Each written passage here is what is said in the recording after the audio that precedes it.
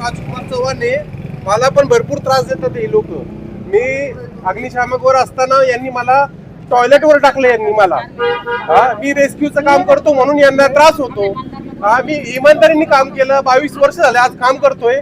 यांनी मला लय त्रास दिलाय, लय त्रास म्हणजे मी पण हेच पाऊल उचलणार होतो।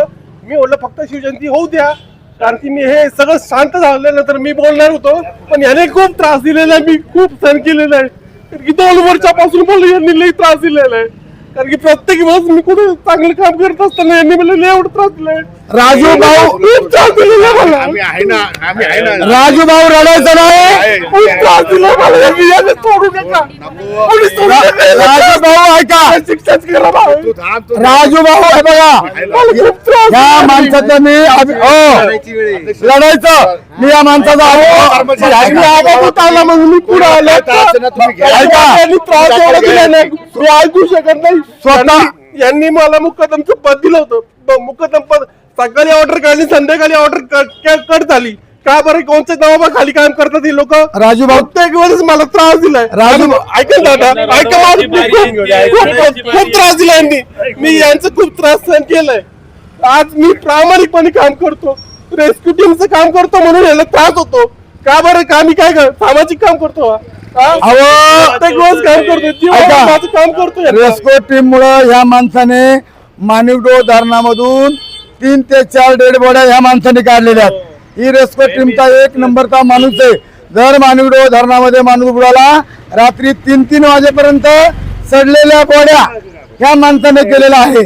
म्हणून अशा माणसाची जर तुम्ही इथं कोणी तुमच्यावर अन्याय होणार असेल तर हे आदिवासी वादळ तुमच्या पाठीशी राहील, नगरसेवक तुमच्या पाठीशी राहतील, नगराध्यक्ष मॅडम राहतील, उपनगराध्यक्ष राहतील। तुम्ही रडायचं नाही, आपण लढायचं, आणि तुम्हाला काय असेल त्या शिवाची मी चर्चा करून, आणि मी साक्षीदार आहे। तुम्ही माणिकडोह धरणामधून कशा बॉड्या काढल्यात, तुम्ही तिकडे कोपऱ्या मांडल्या धरणातली सडलेली बॉडी कशी काढली भाऊ, राजू भाऊ? हेच यांना त्रास होतो, कारण की मी प्रत्येक वेळेस रेस्क्यू साठी जातो असतो ना, मी सुट्टी टाकून जात असतो, पण यांना हा त्रास होतो का? हा प्रत्येक वेळेस खालचा माणूस हा वर जातो, यांना त्रास होतो का? मी का एक प्रकार मी ट्रेनिंग केलेली आहे ना, मी ट्रेनिंग केलेली आहे म्हणून मी शांत बसू शकत नाही, मी काम करणार फक्त। प्रत्येक वेळेस मी काम करत असतो।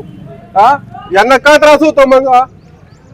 बरं ठीक आहे, 3 महिने यांनी बसून ठेवला होता, सांगत नव्हते मला। राजू भाऊ तुमचा पण आपण चर्चेतून विषय सोडू, तुम्हाला त्रास होणार नाही।